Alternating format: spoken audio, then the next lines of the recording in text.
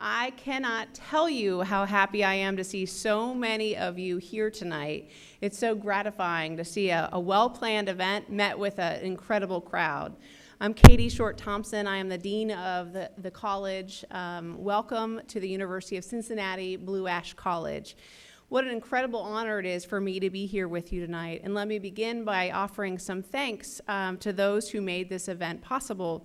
First of all, I want to recognize those who had this vision of having this event, and those folks are Professors Krista Sigler and Professor Cynthia Crane came to me with this great idea, and with the help of Cynthia Bellinger and with Peter Bender and also Michael Zipfel, here we are tonight with a great event, and I will just simply say that you are in for an incredible evening, and I know that you will be glad that you came. And so I simply say welcome, and I'm delighted that you're here. We do have a packed house, so if by any chance any of those seats next to you will be empty and you're just having that auditorium space, if you could scooch in and make room for folks who are standing in the back, that would be fantastic. Similarly, if you would also make the special note to turn off your cell phones or put them on silent, don't be that person that has the phone ring in the middle of this and then you're reminded again. If you're like me, it sometimes takes that phone ringing to be reminded. So please take a moment and put it on silent so that you can fully enjoy this event. Again, I want to welcome you to the University of Cincinnati Blue Ash, and I will tell you that every day here our students are in a situation much like tonight. They are oftentimes gathering and exploring, and they're looking into and interacting around important and challenging ideas and topics, and tonight is no exception. We are extremely honored to have this incredible panel with us here tonight, and I know that you will leave here tonight impacted by what they share with you. Tonight, the event title, as you well know, is Stories from the Holocaust, Survivors, Liberators, and Witnesses. And we will have a panel, and we will follow that this evening with a reception that will be out in the library, which is just down the hall. So I invite you to join us for a bite to eat afterwards. And I also want to mention this event supports our students who are pursuing an interdisciplinary European Studies certificate. Additionally, this event was created and planned in partnership with the generous assistance and support of the Center for the Holocaust and Humanity Education. And with that note, I want to thank our partners in the center because this event is really made possible by that collaboration. Having said that, without further ado, I'd like to introduce you to the Executive Director of the Center for Holocaust and Humanity Education, Sarah Weise. Thank you.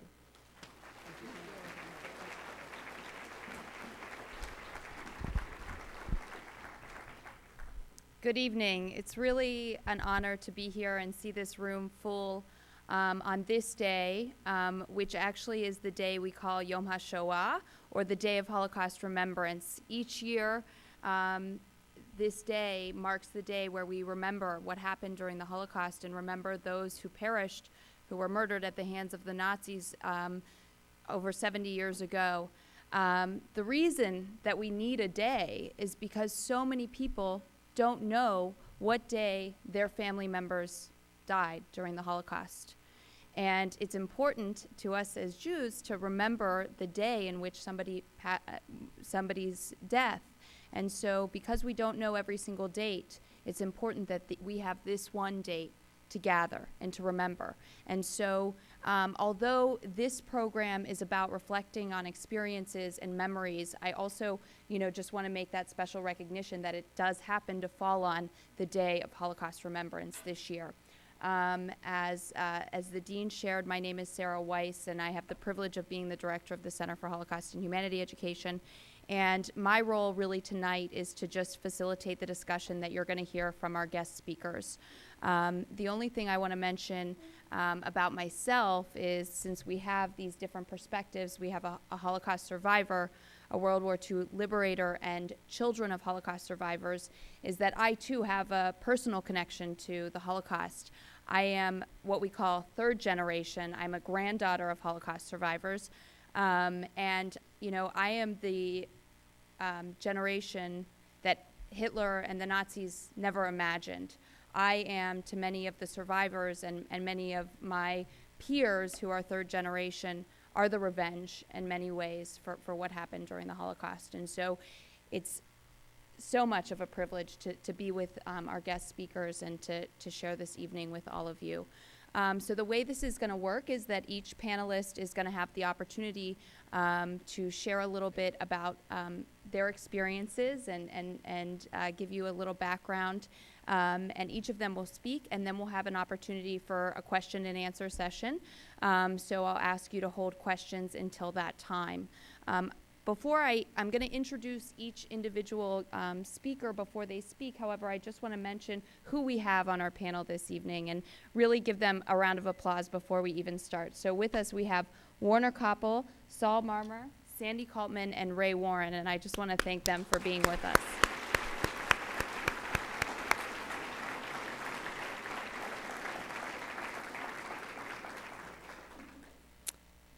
So our first speaker is going to be Werner Coppel. For those of you who have a program, which I hear that we actually ran out of programs, which is a good thing, you'll read about his story and a little bit of background on his experiences, where he was from. But I want to share a little bit that's not on the program. Werner Coppel has been a member of the Center for Holocaust and Humanity Education Speakers Bureau for the last almost 12 years of our existence.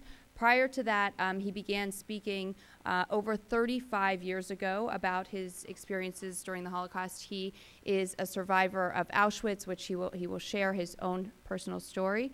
He was probably the first survivor in our community to begin sharing his story. Today, he speaks to nearly 5,000 students each year in our own community, in schools. He goes out several times this week. As a matter of fact, he's told me this week he's really busy and no more engagements this week.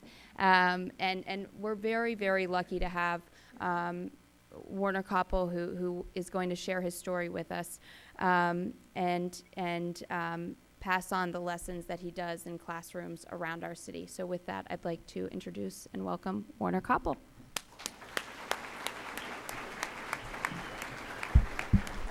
Good evening.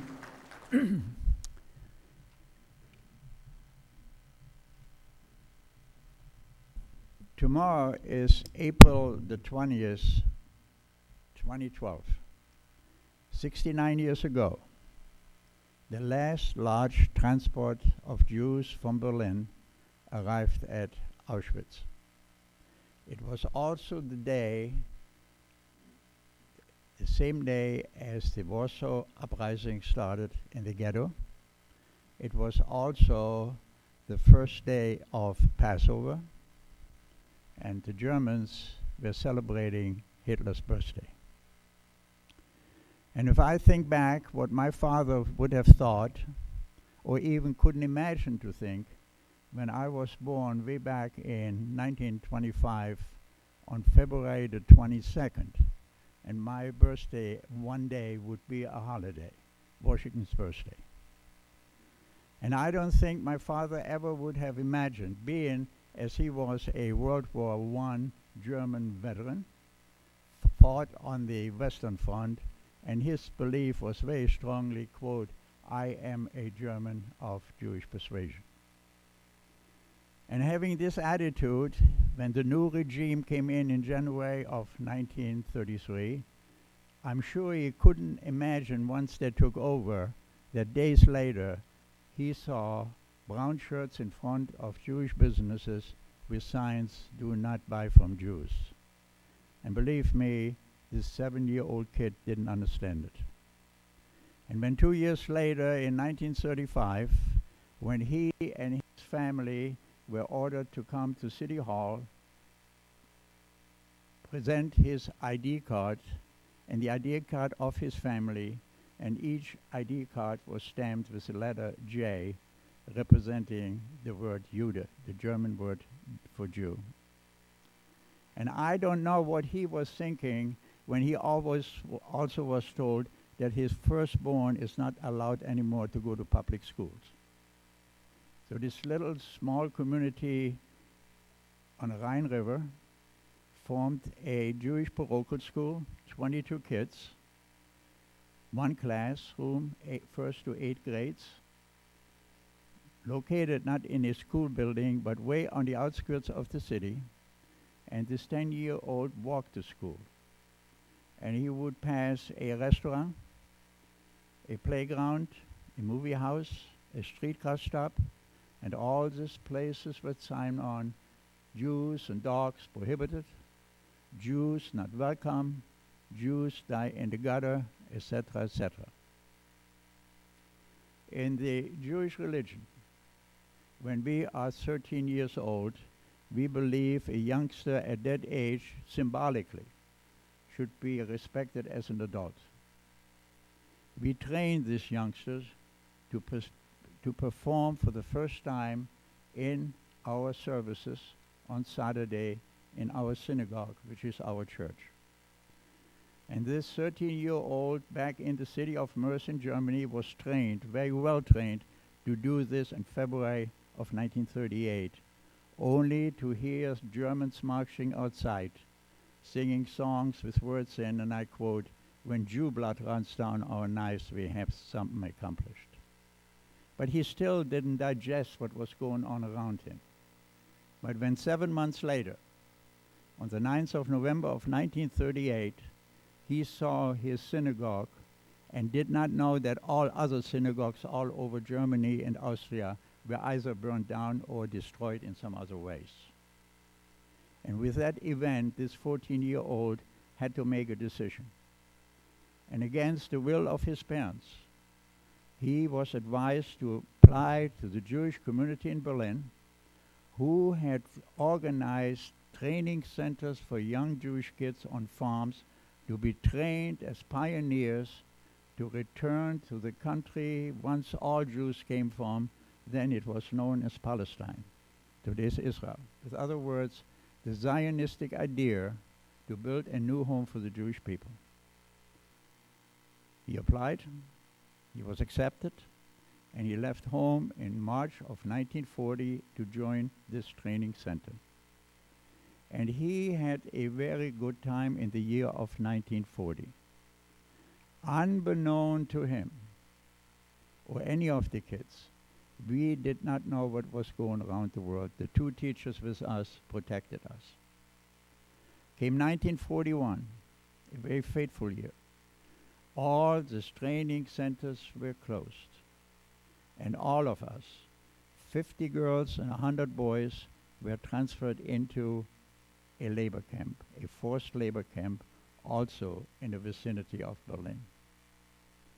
Let me go back for a minute, back to 1938, with the event of 9th of November, or Kristallnacht. An edict came out that every Jewish male had to add to his regular name the name of Israel. So I would be known as Werner Israel Coppel. Every female had to add the name of Sarah.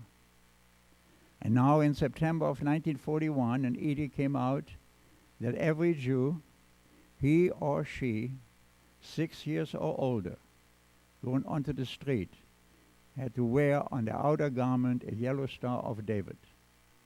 And its center was written the word Jude, Jew, and the letters was designed like bastardized Hebrew letters. And what the Germans thought, they give us a sign of shame. We took it with pride. But we also heard rumors that Jews in Berlin was rounded up and sent destination unknown to Eastern Europe. And I received word that my parents and younger brothers still living in this small town on the Rhine River, and whoever handful of Jews were there had their orders to be sent out. And I asked for permission to go home, which was granted.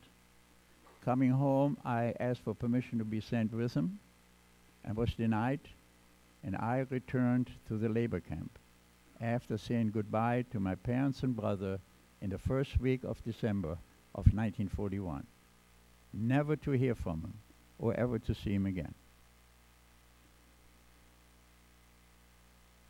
Deportation caught up with us on the 8th of April of 1943.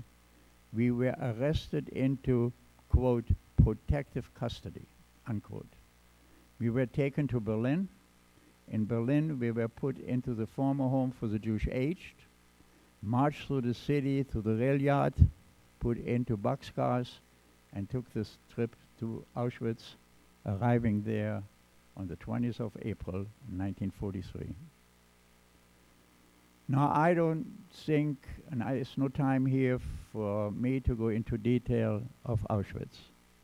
We would face a whole rest of 1943, all of 1944, but there is one incident I do like to mention.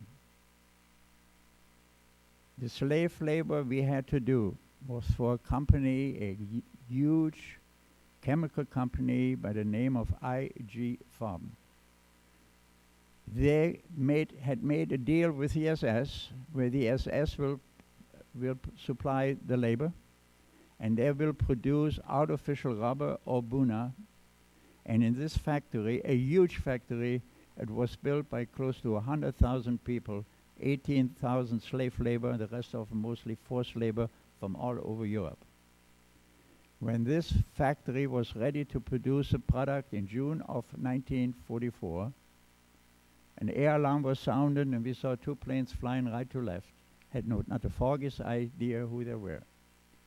6 weeks later, the first week of August, 200 B-24s, the largest airplane, the largest bomber of the United States Army Air Corps of World War II, carpet bombed the factory at Auschwitz, at Buna, across the way from the highway.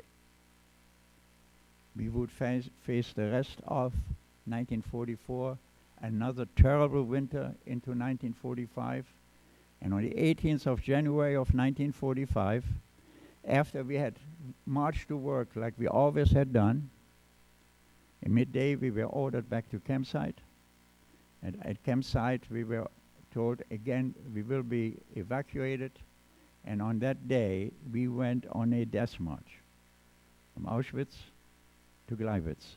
Maybe some of you, maybe all of you have read Elie Wiesel's book Night. That's the death march I am talking about. Arriving at Gleiwitz, I am an eyewitness of seeing 6 truckloads of dead prisoners. Any one of us who wasn't able to walk anymore was eliminated with a mercy shot in the back of the neck. After sleeping one night at the Gleiwitz Auschwitz satellite camp, there were 3 of them, we again were marched through the city to the rail yard, and this time we were packed into open coal cars, packed like sardines. If you would have died, we couldn't have fallen down. The train I was on went back and forth all night, and the next day we were unloaded, formed a column, and were marching westbound towards Czechoslovakia with the ultimate goal to arrive in a concentration camp in Germany by the name of Buchenwald. And as we were marching through woods, we heard shooting ahead of us, and somebody, my friend next to me, said, "Let me go forward, we'll see who they're shooting at." Came back, he said, "Don't worry about it, they're not liquidating us, they're only shooting who are escaping." And instinctively, I started running into the woods, met 2 other prisoners. We hid in the woods for several days. The Eastern Front, the Soviet front, rode over us. We got behind the Soviet lines, and we were free. The last day of January of 1945. And I was 19 years old. It took another 4 years or so. In the meantime, I had met a girl. We were the first Jewish wedding in Berlin after the war. We all had orders to return to country of origin. We were accepted to come to America as displaced person, and we went on a 10-day journey across the pond in a luxury United States naval troop transport. Had 4 cabins, each of them 250 hammocks. But when we sailed into the New York harbor on that August morning in 1949, heavy fog, and the Statue of Liberty came out, it gives you a feeling you have left the hate and prejudice at the blood-soaked earth of Germany. We came to Cincinnati. We had the same problem any other refugee has, any immigrant. No language, we have to work, you find out work, you put bread on the table, you put your feet in the ground, you wait, you couldn't wait to be a U.S. citizen, you get your U.S. citizenship. But in 1975, letters to the editor to the Cincinnati Enquirer appeared, written by the then president of the German-American Citizen League from the West Side, stating that the Diary of Anne Frank is a hoax and the Holocaust never happened. And nobody spoke up. And I was a witness of a country, because not all Germans were murderers, but most Germans were bystanders. And I'm not going to be a bystander. And I was fortunate enough at that time to be appointed to JCRC, Jewish Community Relation Council, and I volunteered for the Speakers Bureau. Let me give you, for a minute or two, some thoughts. Let's face it, hate and prejudice is with us today. We have come a long way. When I came to Cincinnati, African-American people were not allowed to go into Coney Island. There were companies who would not hire Jews. There were neighborhoods who had on their deeds not for Negroes and not for Israelites. Cannot be sold to them. We came a long way, but we still have hate and prejudice with us. And should be for all of us not to be bystanders. I am fortunate enough that one of our friends many years ago said to my wife and myself, you started with a pair and now you have a full house. In other words, we created a family. And my youngest grandson, who graduated from Sycamore High School as a national merit finalist, when he was active in a youth group, grandparents were allowed or invited to attend one of the meetings, and he was addressing his contemporaries with the question of addressing hate and prejudice. And he used the following words. It's his words, not mine. I quote, "Stand up against hate and prejudice even if it does not affect you," unquote. This is my motto. And I would suggest, I would hope, think about it, maybe it would be yours. Let me leave you with, stand up against hate and prejudice, even if it doesn't affect you. Thank you.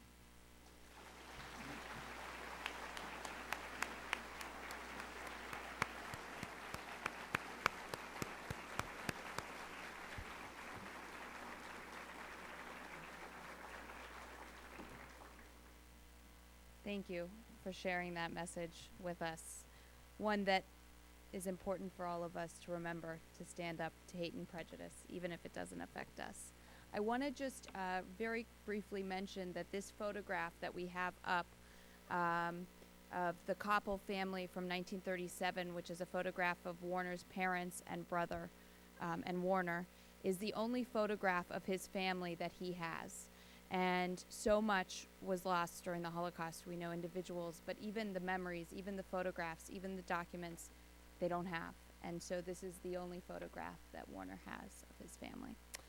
Our next speaker will be Sandy Kaltman. Again, you have some information in your program about Sandy, and she is the daughter of Holocaust survivors.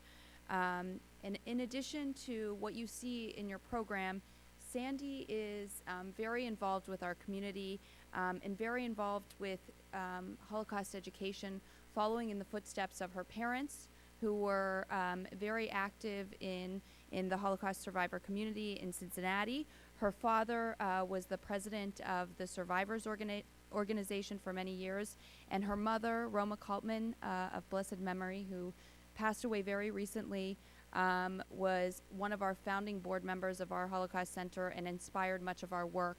And her story is preserved in our exhibit, Mapping Our Tears. Sandy is beginning to share her story and speak to audiences, and we're lucky to have her to speak about her family and her perspectives as a daughter of Holocaust survivors. So I welcome Sandy Kaltman.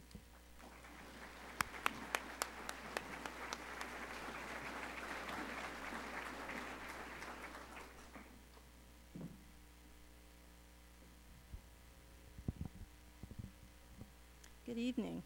Tonight I'm going to be telling you my mother's story.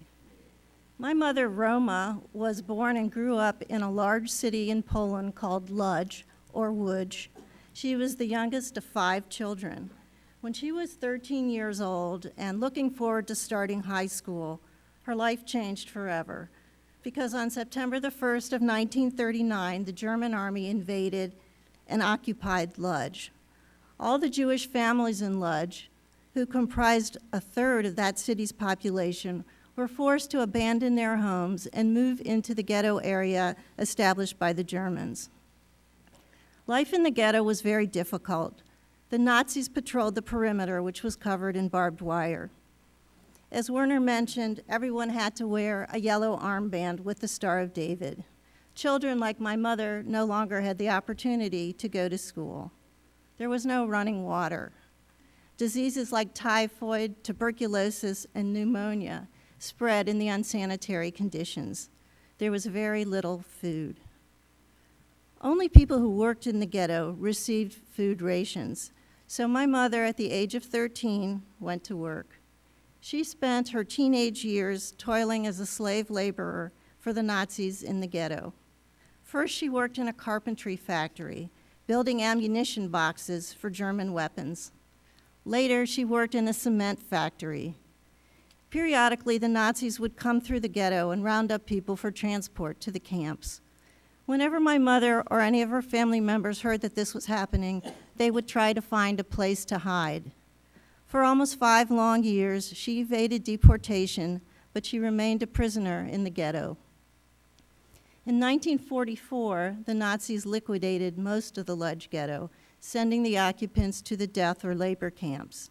In August of 1944, my mother and her sister Rose were caught by the Nazis and were transported to Auschwitz on a train in a car intended for the transport of cattle. Although Auschwitz was only a few hours away, my mother remembers being in that hot, crowded train car for almost 3 days with no food and no bathrooms. When she arrived at Auschwitz, she, like all the other prisoners, went through what the Nazis called the selection process. Those sent to the left, the old, the sick, the children, went immediately to the gas chambers. Those sent to the right were assigned to work. My mother and her sister were sent to the right. They had their heads shaven and their clothes taken away. They were each given one dress, but no shoes. Their days at Auschwitz started very early, 4 o'clock in the morning, when they were required to stand outside, shoeless, to be counted. There were so many thousands of prisoners at Auschwitz that this early morning counting procedure, especially on a cold day, seemed to take hours. My mother and her sister spent several months at Auschwitz, waiting to be assigned to work. But before that ever happened, they were transferred to the Stutthof labor camp. At Stutthof, they were able to perform indoor work sorting German uniforms in a warehouse. As the Allied Russian troops were advancing at the end of the war, the Nazis started moving the prisoners out of the camps on the death marches that Werner described. Conditions were very chaotic at that time, as the Russian troops were coming in and the Germans began to flee. So in February of 1945, the prisoners of Stutthof were sent on a death march. My mother, her sister, and their friend escaped from the death march by rolling into a ditch along the side of the road as they went past the ditch. When the line of prisoners had gone by, they took off their coats and turned them inside out to conceal their yellow stars. Then they emerged from the ditch and they blended into a crowd of Germans and fleeing Poles. That night, they found an empty barn and they hid in it. The next day, they walked to the city of Putzig. They were hungry, they were tired, and they were sick. They knocked on someone's door, and told the young woman who opened the door that they had gotten separated from their family and asked her for help. She invited them into her house. She fed them, she let them bathe, and made up beds for them. They had not experienced this type of comfort in years. When they woke up the next morning, their hostess was gone. The home was deserted. They found in the hall closet uniforms of high-ranking Nazi officers, leading them to the conclusion that their hostess had been entertaining German officers. They looked outside and they saw the Russian tanks coming down the street. They were afraid to be found in a home with German uniforms, so the young women were on the move again. They didn't get very far. All three became very sick with typhoid, but they were able to get treatment in a local hospital with the assistance of the Germans. Several months later, when they had all recovered, they returned to Lodz. It was then that my mother took stock of how much she had lost. Her mother had died of illness at the age of 41 while in the ghetto. One of her three brothers had disappeared in the ghetto after refusing to follow a Nazi order to dig ditches. He was never seen again. Her two other brothers had survived the ghetto and the camps, but both had died on the death marches. Their family home, a large apartment building, had been taken by the Germans and was occupied by their Polish neighbors. All their possessions were gone. Not even a single family photograph remained. Despite the ending of the war, my mother heard that some Jews who returned to their hometowns in Poland were still being murdered, not this time by the Nazis, but by their neighbors. Like Werner, my mother was 19 years old and an orphan. She realized that there was no future for her in Poland. She and her sister and their friend made their way to London under a program in which the Jewish community of England arranged to take in Jewish war orphans. One might have expected my mother to be without hope about her future, having lost so much family and everything that was familiar, but there's a love story to be told here. When my mother was confined in the Lodz ghetto, she and other young people used to get together in the building courtyard in the evenings. It was there that she met my father, Sam, whose family had also been relocated to the ghetto. She and Sam shared a love for reading, and when they could find them, they would exchange books with each other. Since both of them spent most of the war years in the ghetto, they had the opportunity to get to know each other. They pledged to try to find one another after the war ended. And just before she moved to London, my mother received a letter from my father, who had also survived Auschwitz and Dachau, and he was living in Germany. With my mother in London and my father in Germany, they resumed their courtship. They married in Germany in 1949 and contemplated where they should build their new life together. At first, they planned to move to Israel, where my father's father and his two brothers were living. But the family in Israel wrote that life was very hard there and that it was difficult to find work. So they applied for papers to immigrate to America instead. Cincinnati was not supposed to be their destination. As refugees, they needed a sponsor to be able to come to the U.S. The Jewish agency found them a sponsor in Iowa. My parents had never heard of Iowa. My mother went to the library and she read in an atlas about Iowa. She didn't like what she was reading about. Farms, corn, wheat. She was a city girl and she didn't want to live in the country. My father had a friend from Poland who had already settled in Cincinnati, and he encouraged my parents to move here instead. My parents arrived in Cincinnati in 1950. Despite the indescribably difficult experiences of their teenage and young adult years, they started their life anew here with a positive outlook and a strong sense of values. When my brother and I were born in Cincinnati, they became good parents and later good grandparents who provided a loving home. They worked hard and for as long as their health permitted. My mother worked as a secretary, as a dietitian, as a social worker, and as a nursing home administrator. She went to college after I finished college, and she graduated cum laude from UC in 1979. Both of my parents were active volunteers in many community organizations. They were very productive members of our community. Unfortunately, as Sarah mentioned, my mother passed away about a month ago. But if she were here and could speak to you, this is what she would say, and what she did say when she gave her testimony to Steven Spielberg's Show-Off Foundation. I sincerely hope that the world would learn something from our experiences so that such atrocities will not be committed on any other human beings.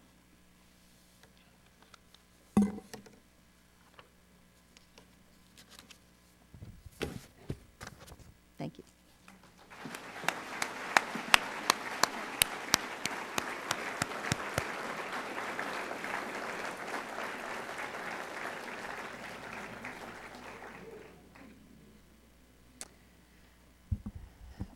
We are lucky that Sandy is still sharing the story of her mother, Roma. And I know she had a few photographs of the family from before the war that I'll just go show you really quickly. This is Roma's family before the war and life in the camps. And I want to get to a photo of something that I know is special to Sandy. Oh, this is Roma and Sam Kaltman and Sandy and her brother Jerry. I love this photograph, in Cincinnati. And this is Roma with her grandson Sam at his bar mitzvah. So, very special. Our next speaker is speaking from a very different perspective. He experienced World War II and the Holocaust in a very different way. Saul Marmer was a soldier in World War II. He'll share a little bit about his experiences throughout Europe and particularly in Germany. But you can also read about Saul in the program, but I also want to just share that Saul is also very committed to speaking about World War II, speaking about his experiences, and also about the importance of Holocaust education and the lessons that it has for us, as both Werner and Sandy shared. He keeps very, very busy, even though he is been retired for a few years. He's very active. Some of you might know him from here. He teaches quite a few OLLI courses, and if he's not teaching one, he's in one. And I have the pleasure of co-teaching a course with him this semester, whatever we are on, which is truly an honor. And about almost 4 years ago, I had the privilege of traveling to Poland and Israel with Saul Marmer on a mission, and it was a wonderful experience to have together. And so with that, I want to welcome Saul Marmer to share his story.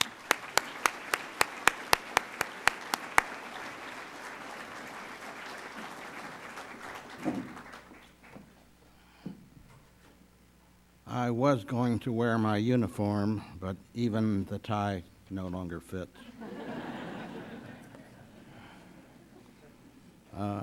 As the slide shows, I am Saul Marmer, the luckiest infantry platoon leader you've ever met. Statistically, the lifespan for an infantry platoon leader in those days was 17 days. Come on.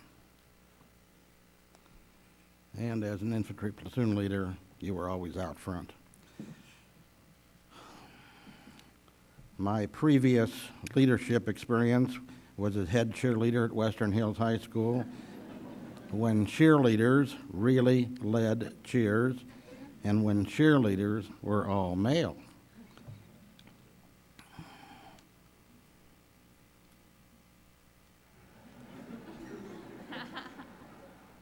I graduated from Western Hills High School in June of 1942. I entered the University of Cincinnati in September of 1942, enlisted in both the Army ROTC and the Enlisted Reserve Corps. I served on active duty from May 1943 to 1946 and served in the Officer Reserve Corps from July 1946 to 1950. My enlisted men's training was in the Coast Artillery because the ROTC at UC was a part of the Coast Artillery at Fort Eustis, Virginia. I was stationed in Apopka, Florida, where we set up an anti-aircraft guns and searchlights for the defense of central Florida, and not one German plane penetrated Florida airspace on my watch. I also applied for, was accepted, and graduated from Infantry Officers Candidate School, and then boarded a Liberty ship, which was a cork that bobbed up and down. We zigzagged across the North Atlantic, trying to avoid the submarines, and we had very luxurious deluxe stateroom accommodations. I landed in Le Havre, France, and ended up in Bonn, Germany on the Rhine River, where this tale begins. Our forces had driven the Wehrmacht back to the Rhine River. We tried bombing all the bridges so the Germans could not get back to the east side of the Rhine, where they were very well heavily fortified. Many bridges remained standing. Most of them got back across. Then the Germans tried to destroy all the bridges so we could not easily get across. One bridge, the Ludendorff Bridge, was an old railroad bridge at Remagen, and it was still standing. I joined as the 1st Platoon Leader, Company C, 1st Battalion, 310th Regiment, 78th Infantry Division, 1st Army.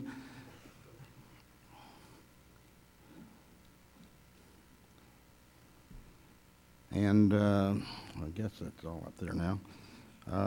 I met my platoon members. My platoon sergeant said, "You are the 13th platoon leader."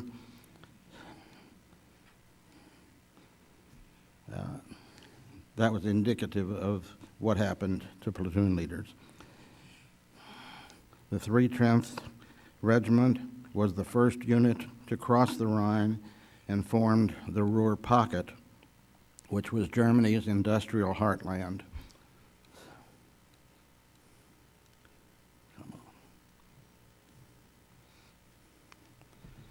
We trapped 3 German armies, 360,000 Wehrmacht surrendered, and my first awareness of the Holocaust happened in Wuppertal. I smelled a rather odd odor. I followed my nose and ended up in a building in the back of the factory. In it, we found the charred bodies of the Jewish slave laborers who had been murdered. They did not have enough gasoline to completely incinerate the bodies, so they were a pretty awful-looking mess. One evening, all officers were called to headquarters for our orders for the next day's operation, and on the way back, one of the guys made some anti-Semitic remarks. The damn Jews have us fighting their war where they're all back behind the lines.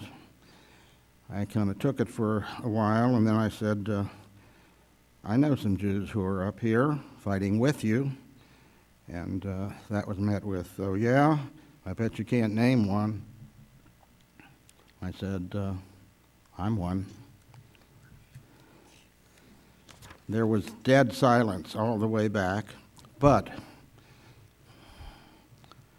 after that, I felt like I had 198 personal bodyguards watching over me, especially that guy.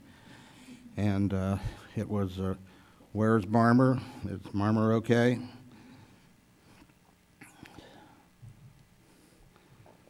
On our way east towards Kassel, which is in central Germany, through picture-perfect farmland, we saw what appeared to be German army barracks in the distance. And Captain Nolan said, "Marmer, go check them out." The last thing that an infantryman wants to do is advance in open fields. There are no gullies to dive in, no trees to duck behind. The German troops fought until they ran out of ammunition, and then they just left. We had accomplished our mission, and when we arrived, we found they weren't army barracks, but instead a slave labor camp using Russian prisoners of war to work the fields so German men could go fight. I call it my no-name camp, and we liberated it. The SS guards had been given orders to kill all the Russian POWs, but two things went wrong. We got there too quickly, and they ran out of ammunition. The POWs gave me a note as we were about to move out, and there was a Russian who spoke English beautifully and wrote English like my mother would like me to have written. It begins, "To the Lieutenant of the American Forces, Sir, on the first day you have made us, who lived like slaves since 3 years in the damned Nazi Germany, the greatest joy. All night we did not sleep to hear without pause the warm words of our native country. What they had was a clandestine shortwave radio, and they were hearing the Russian troops who were coming west as we were going east, and we just got there first. We say many thanks to you, sir, and also the American soldiers who liberated us from the damned Nazi Germany with the greetings of 1 May 1945. The Russian prisoners of war." It was signed by 3 of the prisoners, and I tried finding those people at one time, but that didn't happen. That note was to become my prized possession of the war.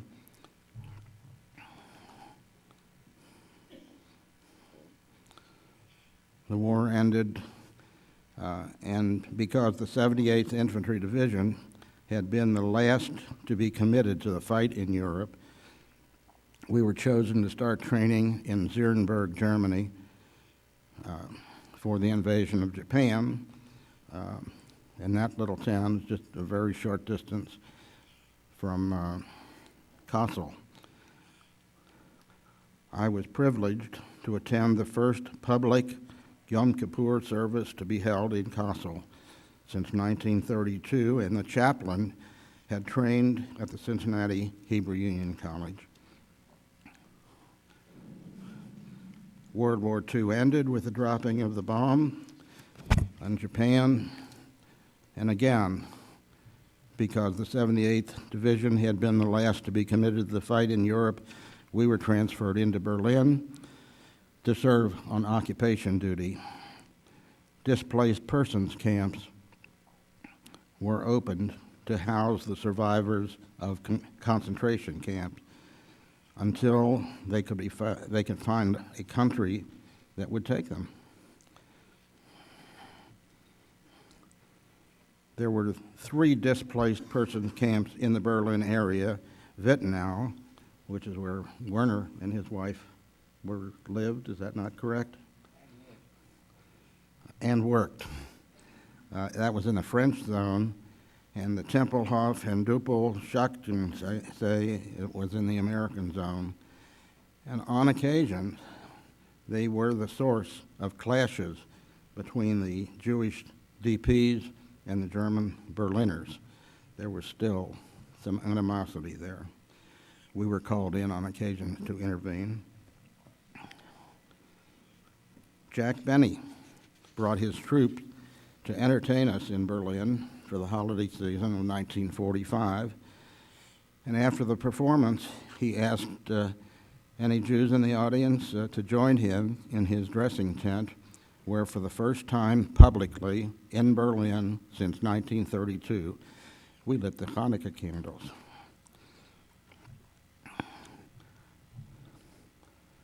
I also was privileged to attend the first public Passover Seder in Berlin since 1932.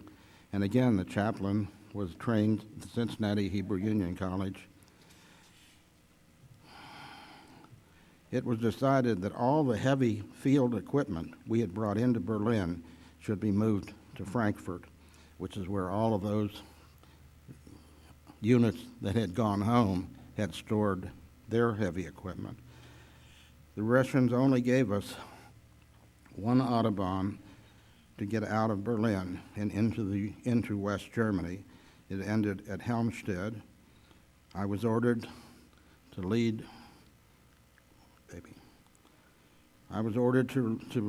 the convoy from Berlin to Frankfurt. I had been given 10 days, but I completed the mission in 2 days. So I had a self-made vacation. I borrowed a Jeep and visited Munich, Dachau, the fairyland of the Black Forest, and in Berchtesgaden, where I got stuck in the snow and did not get up to the Eagle's Nest. Did many, many years later, though. I also spent 2 days at the Nuremberg trials, and I happened to sit there. The most impressive action I saw was one of the Nazis was being questioned. He was accused of ordering a killing of a number of Jews in a particular city. He denied knowing anything about it. The prosecuting attorney pulled out a document and read it. It described the order, what the crime was, and he showed it to the Nazi and asked if that was his signature, and of course it was. There was very little need for witnesses. The Nazis kept unbelievable records. The Nazis were proud of what they were doing and wanted to preserve evidence of what they were doing, so they documented everything. I'd like to share with you what was not my proudest moment of the war. We had completed 3 weeks of constant contact with the German army. And at full strength, an infantry platoon has 40 men. We entered the small village with just 22 men. We were informed that we would be out of action for a couple of days, so the chow truck pulled up, had some hot food for a change. Another truck pulled up with our mail, supplies, and my field desk. I needed to do the most dreaded job an infantry platoon leader must do: write home to the family about how their loved ones had been killed in action.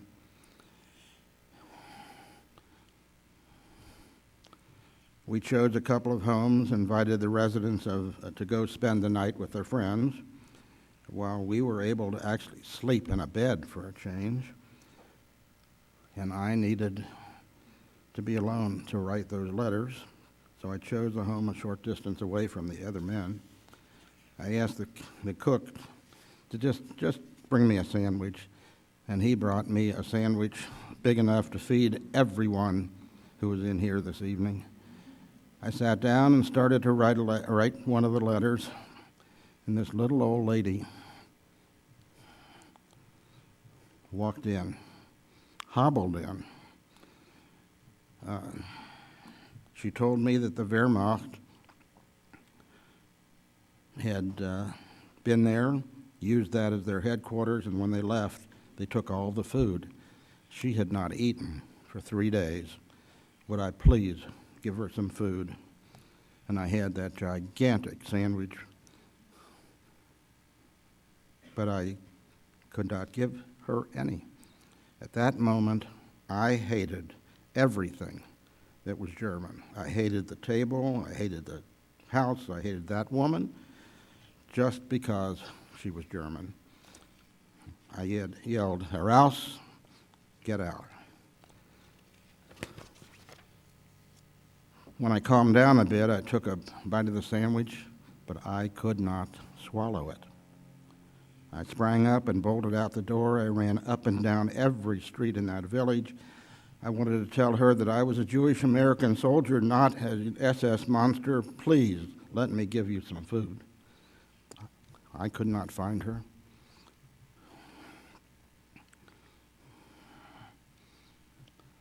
That woman has haunted me every day of my life. I've tried to make up for what I did every day of my life. I've learned to judge every person as an individual. I have worked for worthy causes. I have given back to my community. I have been considerate of others.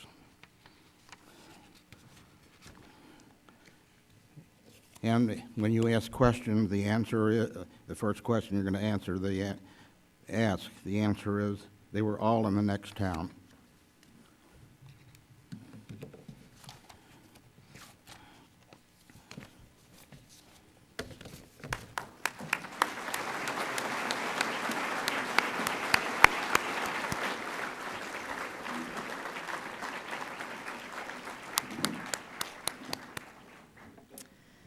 So many lessons, so many stories, so many experiences. I'm now going to introduce our last but certainly not least presenter before we turn over to questions, Dr. Ray Waren, who again is a son of Holocaust survivors.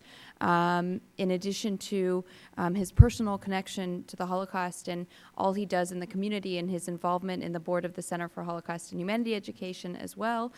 In his spare time, he's a scientist at Procter & Gamble, and also now recently elected Amberley Village City Council Village Councilman, and also has 3 children that all grew up here in Cincinnati, and I'd like to welcome Ray Waren.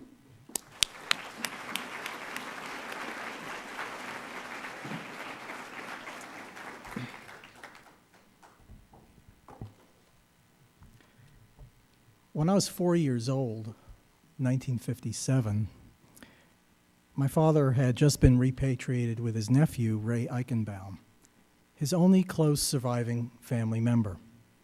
We learned about Ray's survival in 1956, 11 years after the war's end. He arrived in the U.S. as part of President Truman's orphan resettlement program and was placed with a family in Providence, Rhode Island. He served in the Korean War and later studied in Austria under the GI program, where he met his future wife, Litzy, a Holocaust survivor from Bulgaria. They were traveling in Israel when they met a cousin, and Ray was told that his uncle, my father, was alive in America. Ray was under the impression that my father had been shot dead in eastern Poland at the start of the war. The following spring, we were all seated at the Passover Seder table. And the Passover Seder is a time when Jews recount the story of their liberation from slavery under the Egyptian Pharaoh. There's a section where the leader, my father, recited a verse, "In every generation there arises an adversary who seeks to destroy us." At that point, my father broke down in tears, and I, a child of 4 years, naturally started to cry. A few weeks later, my mother shared that my father's parents and brothers and sisters, together with her parents and brothers and sisters, were all killed by the Nazis. My mother had one sister, Sarah, who had an opportunity to escape the deportation but chose to remain with her parents. They were all deported to the Treblinka death camp, where they were gassed to death. My mother would impress on my brother and me, starting at this early age, that it was most important to be close. There was nothing more important than family. These relationships would endure. My mother started to cry, and so did I. So I knew at this early age I couldn't ask about my lost grandparents and aunts and uncles. it would upset my parents. And there's one thing no child wants to do, and that's to make their parents upset and cry. My parents avoided discussion of their past. They were very protective of their past. In this regard, I always felt like an orphan in history. It seemed my family history began after World War II. I felt history cheated me. I never took an active role in learning about my family until I was an adult. When I was 21 years old in 1974, I was traveling in what was then communist Poland. I met a relative and learned that before the war, my father had been married to a Helen Diamant and had a son, Adam. Before the war, he was manager in a textile factory. He had the life. He lived in central Lodz near the Opera House and the university, the cultural hub of the city. At the start of the war, he fled to eastern Poland with the thought that he would be reunited with his family. He was arrested by the Russians, as Russia had made a pact with Germany to split up the country, and was sent to prison. He spent the next 18 months in prison in Białystok, eastern Poland, where he miraculously received food parcels from a brother-in-law Roman. He was then shipped to the Siberian wasteland in Russia. Of those who were incarcerated in Siberia, 25% returned alive. After the war, Dad returned to Lodz, to his apartment, only to discover a new family had moved in. My father never saw his family again. No one from his immediate family apparently survived. Dad was quite despondent. He became a drunk, wandering the streets of Lodz, until he had an epiphany that Jewish life was over in Poland, and he must move on. He moved to Stuttgart in the American zone of liberated Germany, where he eventually met my mother. After my trip to communist Poland, Dad filled me in with some of this information. The one thing that pained him most was that he had no cemetery to visit. He broke down in tears. He would take the rest of his history to his grave. Dad died in 1986. In August 1997, on a family trip to Israel, we visited Yad Vashem, Israel's Holocaust Memorial and Archive. The archive contains entries of Jews who perished in the war. I decided to make an entry for my brother Adam and discovered that a Rivka Engelsart of Israel had made an entry in the 1950s. Rivka was Adam's aunt, my father's sister-in-law. While Rivka was no longer alive, I was able to track down Rivka's daughter, Ora Medalia. Ora told me that she had photos of my father, his wife, and my brother from before the war. My heart stopped. I was incredulous. When we met, Ora brought a photo album and opened it. And there was my father's family, a wedding-related photo from 1935, his sisters-in-law, his brother-in-law Roman, who sent food parcels while he was in prison, and his son Adam, born in 1937. What was most remarkable was that Ora had never met my father. She learned everything from her mother, who kept these memories alive. My mother decided to share her stories with me in 1991 when she was 75 years old and I was 38, about 5 years after my father died. She agreed to be interviewed and videotaped, but in private. In this way, we could stop at any time. I always felt this journey was into her holy sanctum of trust and burden. My mother was the middle of 5 children living in Zwolen, Poland, a small town of about 8,000. She married Chaim Weintraub in 1940, after the war started. Despite being a period of tremendous distress, people continued to live out their lives. When the Nazis entered any area, their first challenge was to identify the Jewish population. How would you go about identifying Jews? Their dress was like everyone else's. They were generally as fair-skinned as the surrounding population. Their language was Polish. Well, there were Germans who had settled in the area after the turn of the 20th century that were called Volksdeutsch. After the Nazi invasion, many Volksdeutsch felt the need to be more fascist than the Nazis. In my mother's town, they went about posting pictures of Jesus on the doors of Catholic homes. Those who were Jewish were excluded. Zwolen didn't have a formal ghetto. Furthermore, since Zvolen was about 50% Jewish, there wasn't a need for mass movement of residents. People had to move since about half the town was destroyed by the German Air Force in the first days of September 1939. For the first 2 years of the war until 1942, my mother and husband were engaged in making cosmetic toiletries and later worked in a labor camp farm in Polichna, a few miles away. On September 29, 1942, while many of the younger people were working in the fields of Polichna, the town of Zvolen was liquidated of its Jews and sent on a forced march to the closest train station, Garbatka, about 5 miles away. Although my mother's sister had an opportunity to get working papers, she chose to remain with her parents. From Garbatka, they were transported to the death camp Treblinka, and that ended 400 years of Jewish settlement in Zvolen. To give you an idea of the magnitude of the destruction at Treblinka, imagine Metro Cincinnati, 750,000 people being murdered over an 18-month period. From Zvolen, my mother and husband were deported to the labor camp Skaržisko. This was a camp noted for its brutality. In the winter of 1943, my mother became ill and rested from her work and was summarily beaten by Nazi guards. The next morning, her husband inquired about what happened and was summarily bludgeoned to death in front of her. My mother was eventually liberated from the concentration camp Bergen-Belsen in Germany in April 1945. The camp was designed to hold 10,000 prisoners, but by war's end, there were 60,000. By the spring, the Germans were essentially starving the Jews to death, or death by typhus. My mother would wake in the morning in her barrack, not knowing if the person next to her was alive. After the liberation by the British Army, 15,000 people died. Over the years, my brother Reuben would do an internet search to determine if our brother Adam might have survived the war. In May 2008, I received a mysterious email message. You don't know me. My name is Christina. I live in Warsaw. My father was Joseph Diamant, the brother of Henda Vorobeychik. I was recently in Israel and got your email address from Ora Medalia in Israel. I'm writing a short letter just to get in touch with you. If you'd like to continue, please answer this email. I'm very much interested in the history of our family and would like to keep in contact. I do have some family pictures, different from the ones you got from Ora. The Ora she was referring to was Ora Medalia, my father's niece.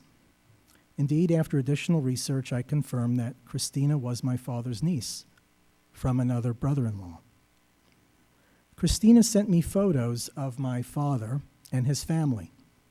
Some seem to complement those from Ora. Same clothes, similar scenery. There's a similar photo of my brother Adam.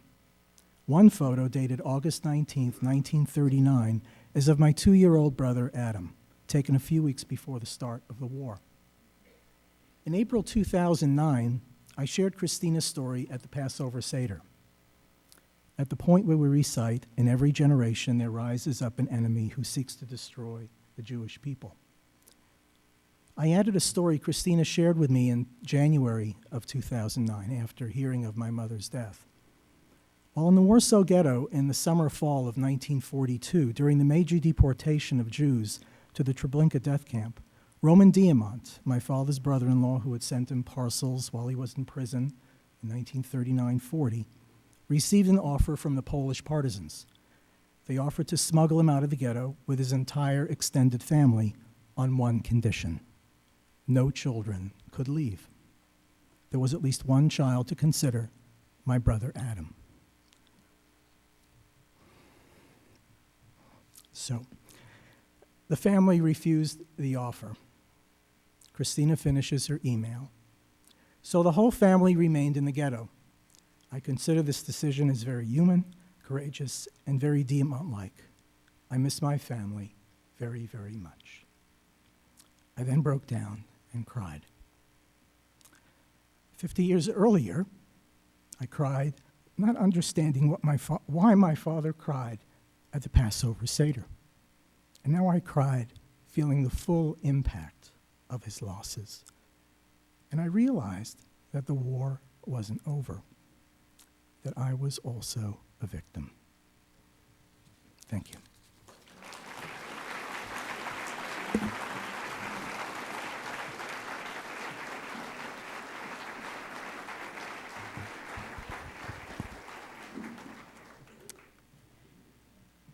I would just want to, first of all, thank each of you again for sharing your stories and different perspectives and memories, and remind everyone here that, you know, two of the individuals who spoke are firsthand witnesses to World War II and the Holocaust, and we, all of us together, are the last generation who will hear these stories firsthand. So I hope after tonight you pass these on and share them with others, and we're lucky that the children of survivors are willing to share their family stories as well. So now we have just a few moments for questions and questions of the panelists, particularly relating to their stories and what they spoke about. And if you have questions, you are welcome to come up to the mic that are in both of the aisles, and you can just stand in line respectfully. You're first. Actually, my comments for Mr. Coppel. You spoke at my high school 28 years ago. That's where you recognize me from. I want to tell you that you have influenced my life. You give me purpose. I'm a nurse now, and I still am very angry about your experiences in the Holocaust. It should never have happened. The whole world knew what was going on, and we did nothing. You know, the whole world just stood by and let it happen. My plan is to go to Darfur and to help out over there. I'm single, I'm not married, don't have, I could take I'm not afraid of what would happen to me over there. I'm gonna use the anger that I'm feeling now to motivate me to stand up for those people who have no one to stand up for them. And I'm not afraid of what will happen to my life. Thanks. So you really influenced me. Lady, you made my day. And thank you for surviving. You made my day.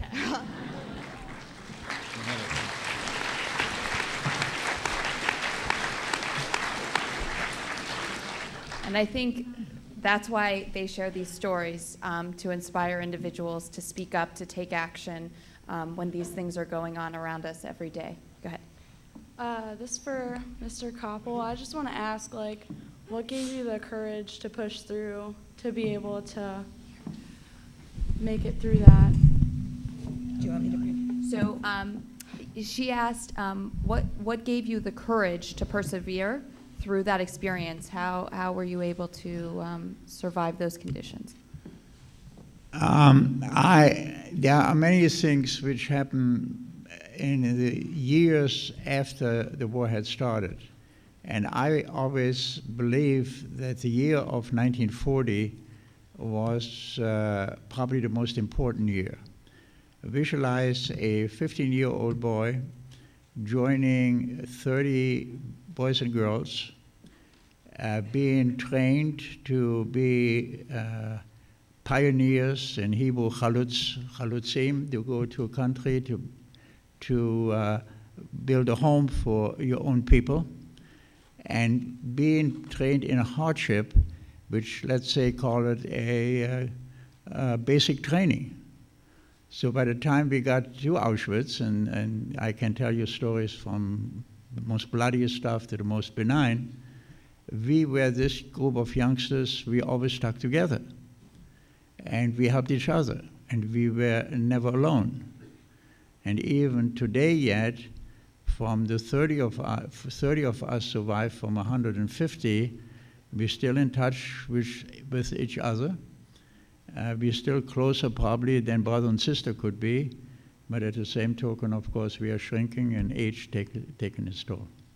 But the year of 1940 was the most important thing. That's basic training to give you a goal to reach. Now, if you ask me now, how come you didn't go to Palestine to build a country? Let me tell you, something terrible happened. I met a girl, I got married, and she didn't want to go.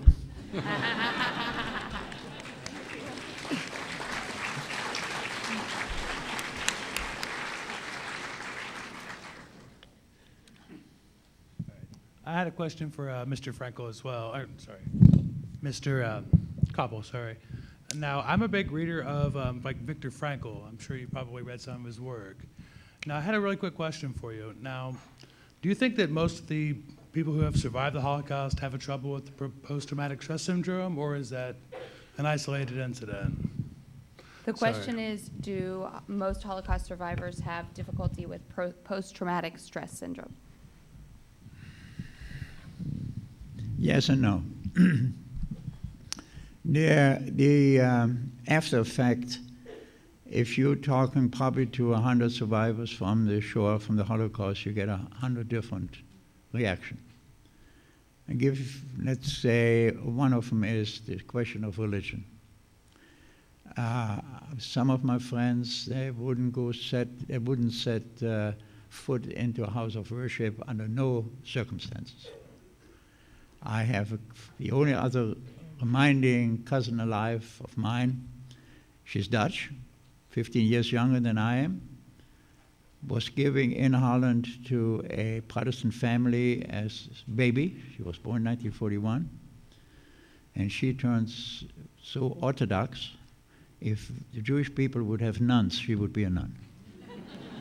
And it's from one extreme to the other. My personal opinion, I'm a very proud Jew. But my belief is that the Jews are a nationality. They are peoplehood. We have our own ideas, but even so, we have also our religion. But for me, religion is not the first. For me, it's most important that I learned from my own dad. He was very much a German of Jewish persuasion. I never will be an American of Jewish persuasion, but I will be the best goddamn Jewish American. Now, do you? Oh, sorry. We're gonna go over here. Thank you, sir. Yes, my question is for Sandy Kaltman. Your mother's story is very inspiring and shocking both. I just wanted to ask, you spoke of, I believe, post-war Poland when she returned to the neighborhoods, and you spoke of people still being killed, but now by their neighbors, not by the Nazis. Were these Nazi remnants, or was this just a stigma that stayed for a while after the war, that they were still facing this hatred from people who previously would not have expressed that kind of hatred towards them? Yes, what you just said. That was not my mother's experience personally, but I'm sure it won't surprise you to hear that there was a lot of anti-Semitism all over Poland, and there were a fair number of Poles, certainly not all, but a fair number who approved of the Nazi plan and cooperated with it.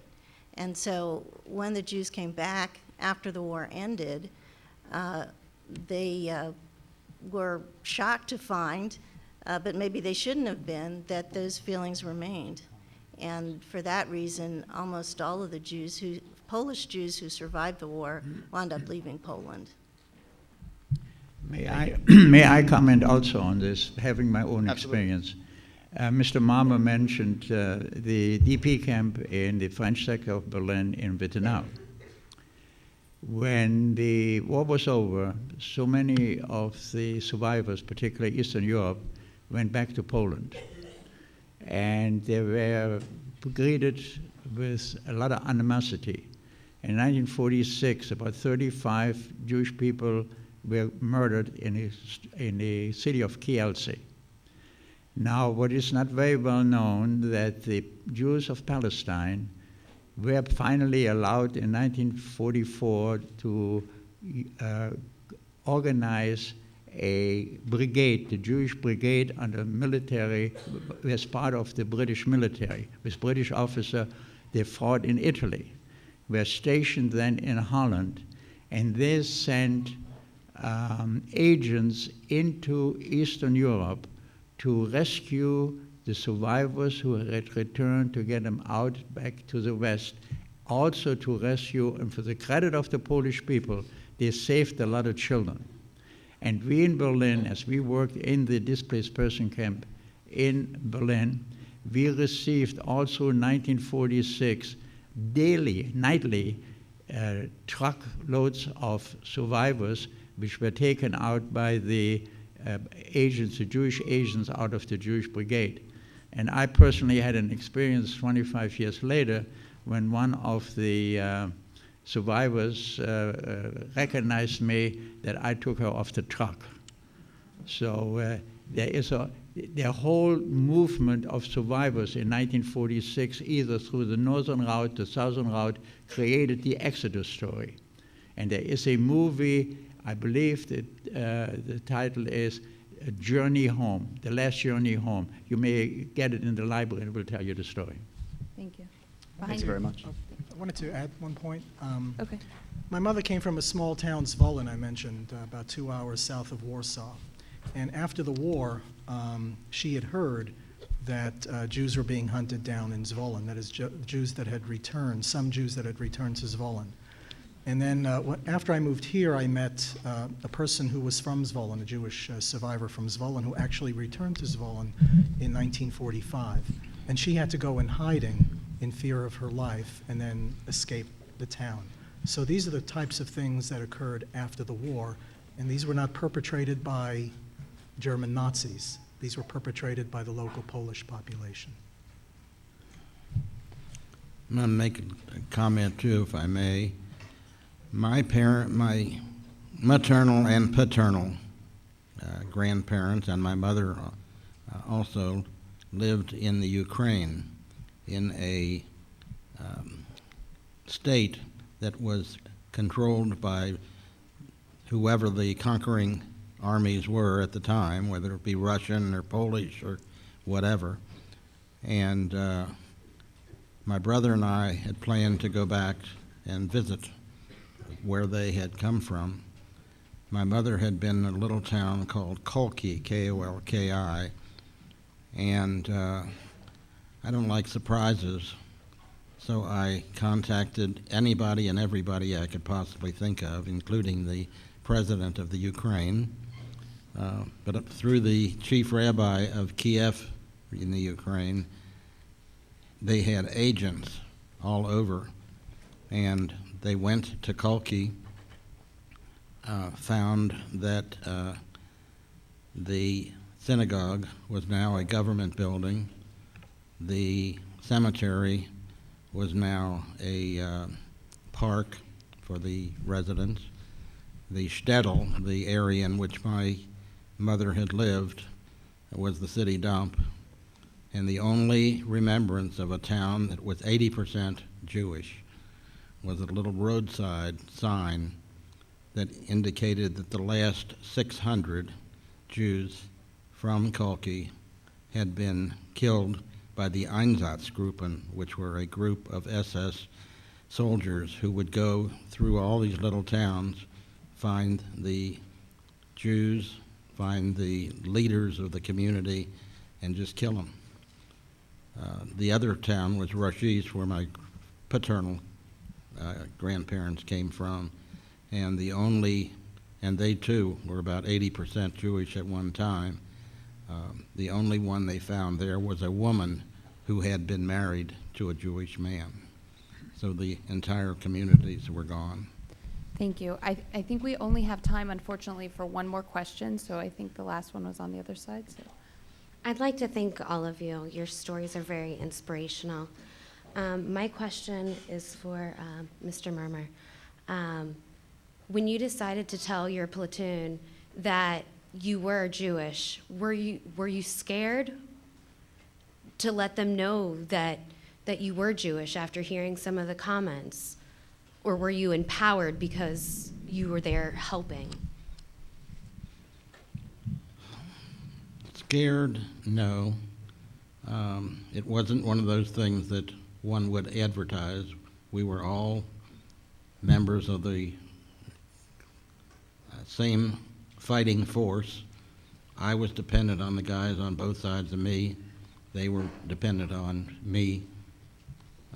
We were a unit, and it didn't make any difference what nationality, what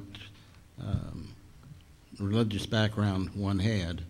It was just we were fighting for a cause, and thank goodness we won. Yes. Thank you. Thank you. So once again, let's all give our panelists a round of applause.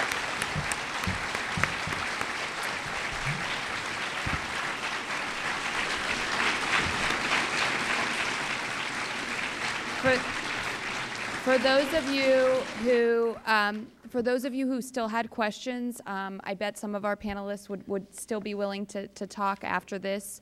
But I want to again thank you all for coming out on this day, Holocaust Remembrance Day, and remember the lessons that each of these individuals shared. And I invite you to join us in a reception down the hall on the left. Thank you.